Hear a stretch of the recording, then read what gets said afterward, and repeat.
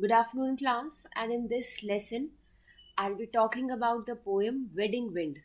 So, this particular poem is written by Philip Larkin, and the theme of the poem, let's discuss the theme and the basic summary of the poem. So, students, if you have any doubts, you can join me at my Telegram group. The link is given in the description box below. You can just click on the link and you can join my Telegram group for PDFs and for any sort of help. Or you can also join me at my Facebook page. The link is given in the description box, or you can follow me at Instagram. And wherever or whichever platform you love to express your love, or wherever you want to join, you can join in that platform. So, starting with the Wedding Wind, we have Wedding Wind by Philip Larkin. So, this particular poem is written by Philip Larkin. And in this poem, Philip Larkin describes the power of love shared between speaker and her new husband on the day of and after their wedding. So, इस particular poem में Philip लाकिन ने जो है वो love express किया है between the speaker and the new husband means वो lady और जो हस्बैंड है उसका जो उनके बीच में जो न्यूली वेड के बीच में जो लव है after their wedding that has been discussed in this poem, Wedding Wind. This poem begins with the speaker stating that it is her wedding night. तो जब पोएम की शुरुआत होती है वेडिंग विंड की, तो फिलिप लार्किन ने क्या बताया है, जो स्पीकर है वो क्या डिस्क्राइब कर रही है, वो लेडी ये बता रही है कि आज उसकी वेडिंग नाइट है, मतलब आज उसकी फर्स्ट नाइट है after the wedding. All day there has been powerful wind blowing and now it has climaxed into a rather intense storm. तो कह रही है पूरा दिन जो है पावरफुल विंड ब्लो करती रही और अब जो वो विंड है उसने स्टॉर्म का रूप ले लिया है, मतलब वो इतनी ज़्यादा उसकी जो पावर है, उसकी जो स्पीड है वो इतनी तेज़ हो चुकी है that it has changed into a storm. Her husband goes out to check on the banging stable door and she marvels over the changes that have occurred in her life. अब ये जो लेडी है, जो speaker है इस poem की, वो कह रही है कि उसके जो हस्बैंड है, क्योंकि उनके जो वेडिंग नाइट का फर्स्ट डे था, जो डोर है वो बैंग कर रही है, मतलब बहुत आवाज़ कर रही है, इसलिए वो डोर को बंद करने के लिए जो है जाता है. एंड जो ये लेडी है, जो चेंजेस उसकी लाइफ में हुए हैं, उन चेंजेस को जो है वो एक्सपीरियंस कर रही है, उन चेंजेस को वो सोच रही है. When he comes back, she expresses sadness that the cows are distressed and that any creature or human is not as happy as she. और अब वो क्या सोच रही है, क्योंकि उसकी वेडिंग नाइट है या जिस दिन आपके लिए कुछ स्पेशल होता है, यू फील वेरी हैप्पी, लेकिन बाकी के जो लोग हैं उनकी लाइफ में मतलब उस दिन ऐसा कुछ स्पेशल नहीं है, तो दे हैव नॉर्मल डे. तो ऐसे ही वो लेडी भी है, वो क्या सोच रही है कि मैं तो आज बहुत खुश हूँ, लेकिन मेरी इस खुशी पे कोई भी खुश नहीं है, नॉट इवन एनिमल्स. मतलब एनिमल्स भी इतने डिस्ट्रेस्ड है, इतने वरीड है, काउज भी इतनी अनहैप्पी है, सॉरी, एंड जितने भी क्रिएचर्स हैं या जो ह्यूमंस हैं वो भी खुश नहीं है. तो ये तो हो गया जो फर्स्ट स्टैंजा में फिलिप लार्किन ने डिस्क्राइब किया है अपनी पोएम में. सेकंड स्टैंजा में वेडिंग विंड के speaker tells of the day after the wedding. अब जो वेडिंग नाइट के बाद जो पर्टिकुलर डे आया, जो प्रोसीड किया, उस दिन के बारे में स्पीकर जो है डिस्कस कर रहा है. Now the two are going about what will be their normal duties to the household. अब दोनों जो है हस्बैंड वाइफ वो अपनी नॉर्मल ड्यूटीज़ में आ गए हैं, जो नॉर्मल उनकी जो दिनचर्या थी अब उसमें आ चुके हैं. When she is about to feed the chickens, she is struck by the fact that the wind, which has come to symbolize their love, is everything. अब जब ये लेडी नेक्स्ट डे अपने हाउस होल्ड ड्यूटीज कर रही है, तो उसे क्या लग रहा है, उसके मन में ये चीज़ आई है कि ये जो विंड है ये तो इनके लव को सिंबलाइज कर रही है. वो कैसे? It moves and changes everything it touches. क्योंकि उसे क्या लग रहा है, जिस भी चीज़ को ये विंड टच कर रही है उस चीज़ को वो चेंज करती जा रही है. She knows that she is never going to be the same again. She also speaks of the two as happy cattle drinking from a lake of limitless love. तो ये लेडी जो है ये सोच रही है कि मैं ऐसी दोबारा नहीं होंगी या मैं ऐसी सेम नहीं हो सकती जैसी मेरी लाइफ आज है. ऐसा पॉसिबल नहीं है कि आफ्टर 1 ईयर और 2 year I be at the same position. तो वो जो अपने लव को है वो किससे कंपेयर कर रही है, एक लिमिटलेस लव से कंपेयर कर रही है, मतलब अपने हस्बैंड और अपने प्यार को लिमिटलेस लव से कंपेयर कर रही है. और एक हैप्पी कैटल से कंपेयर कर रही है जो बहुत खुश होती है जब उसको पानी मिलता है, जब वो लेक में पानी पी रही होती है कोई भी कैटल, जब उसको वो संतुष्टि होती है, वो सेटिस्फैक्शन होती है, वही सेटिस्फैक्शन, वही जो लव है, वही जो एक कंप्लीटनेस की फीलिंग है, वही ये लेडी एक्सपीरियंस कर रही है. So this was all about the major summary of the poem, और बेसिकली इसको कह लो एक छोटा सा जिस्ट था ये. So starting with the first stanza of the poem wedding wind we have. तो फर्स्ट स्टैंजा में फिलिप लार्किन ने क्या बताया है? The wind blew all my wedding day and my wedding night was the night of high wind and a stable door was banging again and again, that he must go and shut it, leaving me, stupid in candlelight, hearing rain, seeing my face in the twisted candlestick. अब इस particular stanza में first line में wedding wind के speaker क्या बता रहा है? Directly जो है वेडिंग डे को डिस्कस कर रहा है. जैसे यहाँ पे पॉइंट आउट कर दिया गया है कि विंड ब्लो कर रही थी वेडिंग डे पे, तो डायरेक्टली जो है स्पीकर वेडिंग डे की बात कर रहा है. और आगे क्या कहा है? माई wedding night was the night of high wind. तो पर्टिकुलरली वेडिंग डे के बाद वो वेडिंग नाइट की बात कर रहा है. एंड जो नाइट उस डे को प्रोसीड करके गई है, तो उस नाइट की बात कर रहा है. तो वो क्या बता रहा है कि उस दिन बहुत तेज जो है हवा चल रही थी, बहुत तेज विंड चल रही थी. इनफैक्ट उस विंड को स्टॉर्म का नाम दे दिया गया है. There was a wind that blew all day and into the night. तो कह रहे हैं पूरा दिन जो वो विंड है वो चलती रही. In fact it change into storm. And जो विंड थी it rose to its peak at night, मतलब नाइट में जो है वो बिल्कुल पीक पे थी, और it was a kind of a storm. And during the hours the couple likely grew intimate. और वो टाइम था जिस टाइम पे जो कपल्स थे दे वर इन to the कंसमेशन A time and they were in to the intimacy, मतलब उनकी इंटमसी का वो टाइम था. तो कह रहे हैं इट्स पार. तो विंड इतनी तेज थी, वो स्टॉर्म इतनी तेज थी कि उसके पार से जो स्टेबल डोर था, मतलब जो बिल्कुल शांत था, जो डोर बिल्कुल स्थिर था, जो डोर वो बैंग करने लगा, वो शोर करने लगा बार बार. तो उसका जो हस्बैंड था that he must go and shut it leaving me. तो कह रहे हैं कि इनफैक्ट वो जो उसका हस्बैंड था वो इंटमेसी की बजाय कहाँ ध्यान था उसका? स्टेबल डोर पे. और वो फिर गया और उसने जो है डोर को शट करने के लिए, मतलब वहाँ पर वो गया. It is impossible to ignore the sexual connotations within these lines. तो कह रहे हैं कि फिलिप लार्किन सेड दैट कि इन लाइन्स के अंदर जो सेक्शुअल कॉनोटेशंस हैं, जो सेक्शुअल इंडिकेशंस आपको दिए गए हैं, that can't be ignored, because जिस टाइम पे वो कपल बिजी है अपने वेडिंग हार्स को स्पेंड करने में, अपनी उस नाइट को जो है ब्यूटीफुल बनाने में, तो उस टाइम पे जो है उन्हें एक डिस्टर्बेंस फेस करनी पड़ी. It is as if the world is reacting to the couple's consummation of their love. तो ऐसा लगा जैसे जब वो कपल्स कंसमेट कर रहे थे, जब वो मिल रहे थे, जब वो इंटमेसी जो है चाहते थे, तो उस टाइम पे जो पूरा वर्ल्ड था वो उस चीज़ के अगेंस्ट था. वर्ल्ड कैसे अगेंस्ट था? बिकॉज नेचर जो है वो भी ऐसे रिस्पॉन्ड कर रहा था एज इफ नेचर जो है खुश नहीं है. ऐसा इस लेडी को लगता है. तो आगे देखते हैं इवेंचुअली क्या होता है. फिर थोड़े टाइम के बाद स्पीकर का हस्बैंड जो है, जो लेडी का हस्बैंड है, वो जाता है और डोर को शट करता है. He goes away from the bed and out to the rain while alone the speaker looks over her situation. तो वो जाता है डोर को शट करने के लिए. बाहर रेन हो रही है और जो लेडी है वो बैठी हुई है अकेली, अपनी सिचुएशन को सोच रही है. And she takes in the candle light and the rain. She also looks towards the twisted candle sticks and sees her face there. तो जो लेडी थी, क्योंकि लाइट नहीं थी, कैंडल में जो है अपने फेस को देख रही थी, अपनी शैडो जो से अपीयर हो रही थी उसको देख रही थी. एंड ये सारी जो चीज़ें हैं, जो इमेजेस फर्स्ट स्टैंजा में फिलिप लार्किन ने डिस्क्राइब की है, they are very strong and they represent the emotional tumult one might experience on this important night. और ये सारे इमोशनल एक्सपीरियंसेस जो एक पर्सन फेस कर रहा है अपनी इंपॉर्टेंट नाइट पर, उसको एक्सप्रेस किया गया है. It is not entirely clear at this point how the speaker feels about the events that are taking place today. तो entirely मतलब completely तो फिलिप लार्किन ने डिस्क्राइब नहीं किया है कि उस लेडी की क्या जो है, जो उसके मन में चल रहा था वो क्या था, बट जो आउटलाइंस थी, जो इम्पॉर्टेंट वो बता सकता था, वो बताया गया है.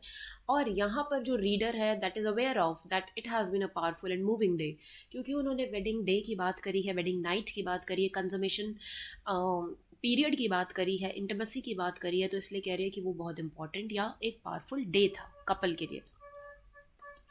तो I guess first stanza clear हो गया होगा. And now moving towards the second stanza we have.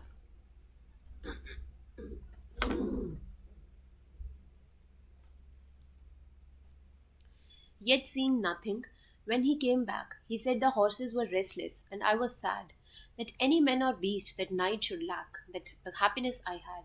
तो इस पर्टिकुलर स्टैंजा में नेक्स्ट 4 लाइन्स में जो स्पीकर है वो क्या कह रहा है, that she was looking into a candle stick. अब क्योंकि उस दिन लाइट नहीं थी और बाहर रेन हो रही थी बहुत तेज, और जो वो लेडी थी उसके रूम में कैंडल जल रही थी, जो वो ट्विस्टेड कैंडल स्टिक थी उसमें अपनी शेडो को जो है देख रही थी. And she saw herself there, but as it turns out in line even she saw nothing. तो वहाँ भी उसे कुछ नहीं ऐसा अपीयर हुआ.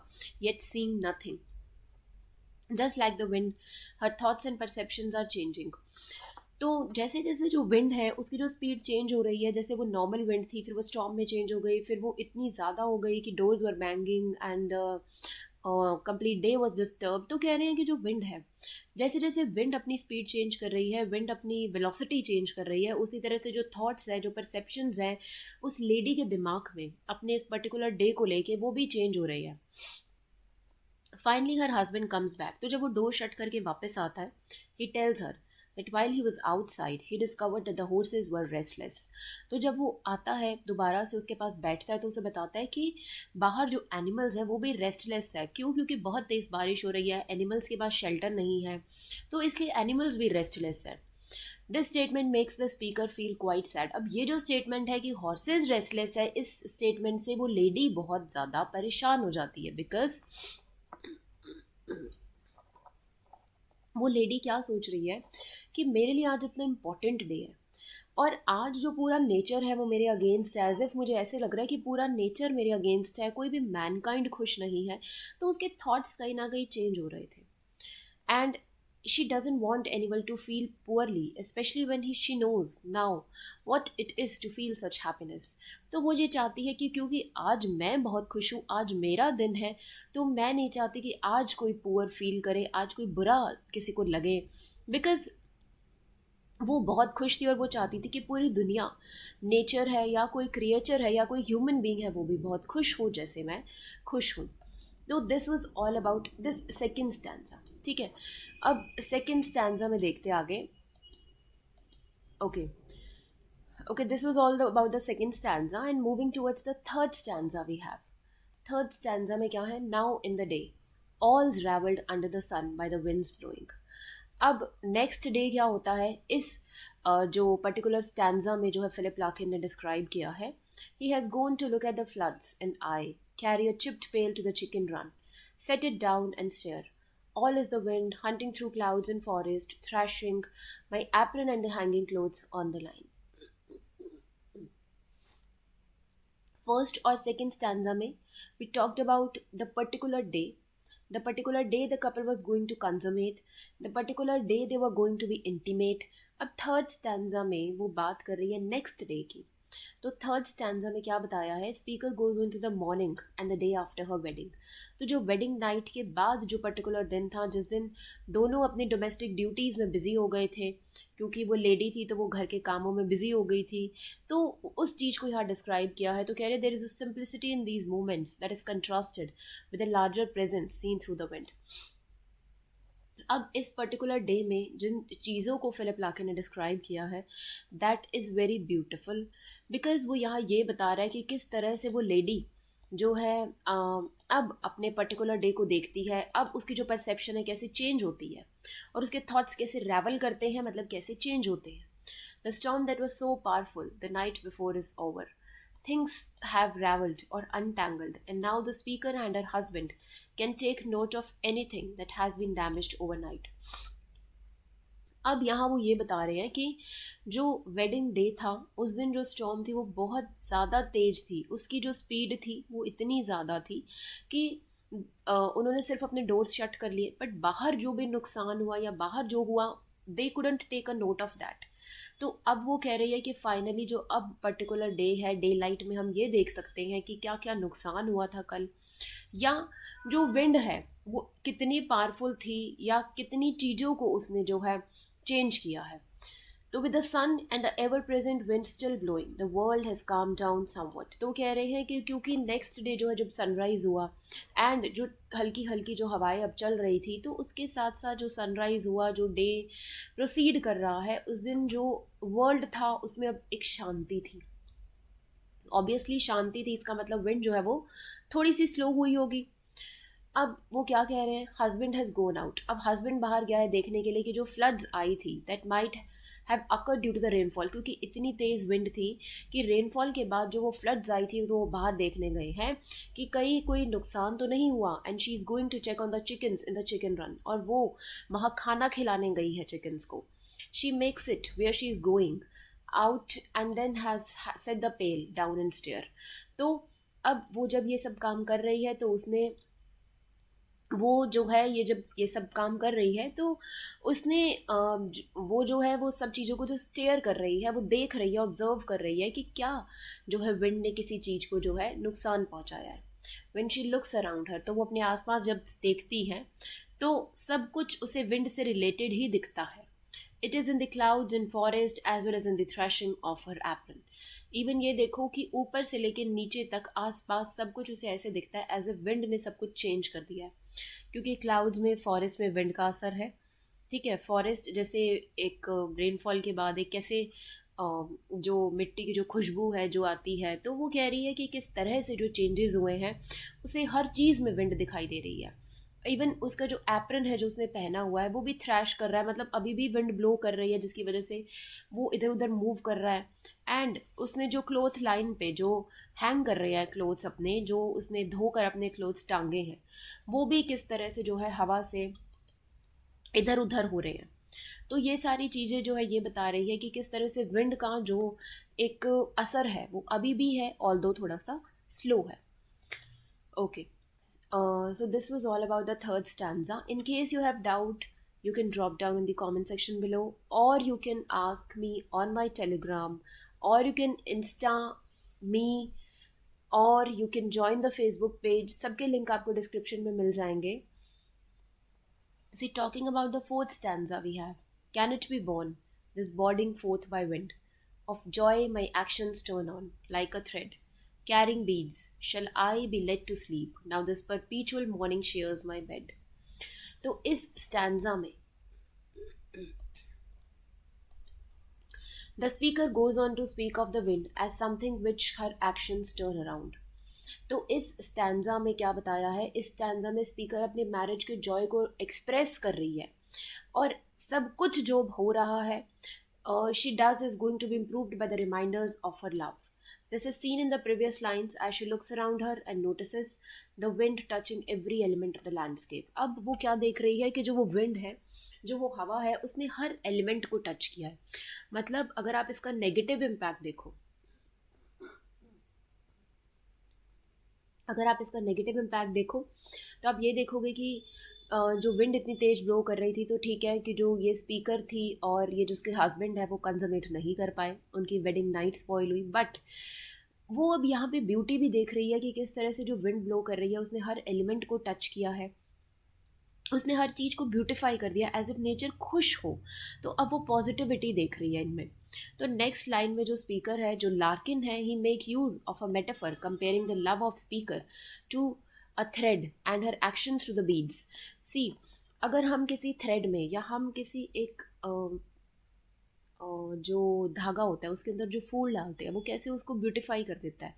ठीक है, तो जब वो माला बन के आती है कितनी ब्यूटीफुल हो जाती है। तो वैसे ही जो स्पीकर है वो अपने जो लव है उसको वो कंपेयर कर रही है, वो फील कर रही है एज इफ एक थ्रेड हो जिसको वो डे बाय डे हर रोज जो है बुनेगी, जिसके अंदर खुशियाँ पिरोएगी। तो everything is based around the new encompassing emotion. तो अब उसके जो इमोशंस हैं that are being completely changed because she is moving towards a positive side. तो स्पीकर एक और क्वेश्चन पूछती है, this time she wonders if she will ever be allowed to sleep और rest now that her life has change so positively. तो वो सोच रही है कि अब मेरी लाइफ बिल्कुल चेंज हो चुकी है, क्या मुझे टाइम मिलेगा, शैल आई बी लेट टू स्लीप, मतलब क्या मुझे टाइम मिलेगा रेस्ट करने का या कुछ सोचने का। Things will not, she thinks, ever go back to how they were before. तो सोच रही है जैसे चीज़ें पहले थी क्या वो वैसी होंगी या अब सब कुछ चेंज होगा। सो आई गेस ये क्लियर हो गया होगा। And this is the last stanza we have of the wedding wind. So can even death dry up these new delighted lakes conclude annealing as kettle by all generous waters.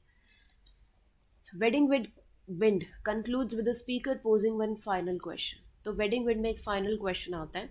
The joy she feels now and its seemingly endless par makes her wonder if death can touch her. तो अब वो ये सोच रही है कि इतनी मुझे खुशी हो रही है, मतलब मुझे ऐसे लग रहा है कि ये जो मेरी लाइफ जो ये चल रही है, या जो मेरे मूवमेंट्स ये जो चल रहे हैं लाइफ के, ये कभी ख़त्म ना हो. तो वो सोच रही है क्या डेथ जो है कभी मुझे टच कर पाएगी, क्या कभी मेरी लाइफ भी एंड होगी. It seems like it will never dry up. तो उसे ऐसे लग रहा है कि ये जो जेनरस वाटर्स है ऑफ हर लव, मीन्स ये जो लेक है, this dilated lake, this happy lake, ये कभी ख़त्म नहीं होगी, ये कभी ड्राई नहीं होगी. She and her husband kneel as cattle do by these delighted lakes. अब आपने देखा होगा कि जो स्ट्रे एनिमल्स होते हैं जो रोड पे चल रहे होते हैं, वो कैसे एक पॉन्ड के अंदर जब उन्हें थोड़ा सा पानी दिखता है तो दे फील सो हैप्पी. जब वो उस पानी को पीते हैं दे फील सो डिलाइटेड. तो वैसे ही उसको लग रहा है कि मैं और मेरा जो हस्बैंड है, they both are kneeling down, मतलब हम दोनों भी है जो नील डाउन कर रहे हैं कैटल्स की तरह. और ये जो डिलाइटेड लेक्स हैं, ये जो खुशियाँ हैं, ठीक है, ये जो हमारी लाइफ में एंटर कर रही है, इनकी एंडलेस जो सप्लाई है वो चलती रहे, और एंडलेस जो ये चीज़ है ये होती रहे. एंड ये जो स्पीकर है ये सोच रही है कि ये और इसके हस्बैंड की जो लाइफ है, they both are being tied in the knot of happiness and love and generosity. So this was all about the poem wedding wind. अगर इसमें नेगेटिव पॉइंट्स को हाईलाइट किया है तो Philip Larkin is also highlighted and has contrasted positive points. So I guess poem clear हो गई होगी. And in case you have doubts you can drop down your doubts in the comment section below. So thank you so much for watching the class, students. Do like, share and subscribe the channel.